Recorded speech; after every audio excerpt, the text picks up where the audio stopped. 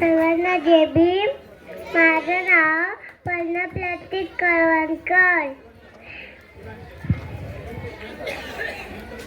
गल्यांची कन्या बसल्यांची सूत आणि शुभाची माता भाग्य कोणत्या अजून विश्वराज्याची पताका नभी डोलते. लक्ष देऊ नये का मी जिजा बोलते.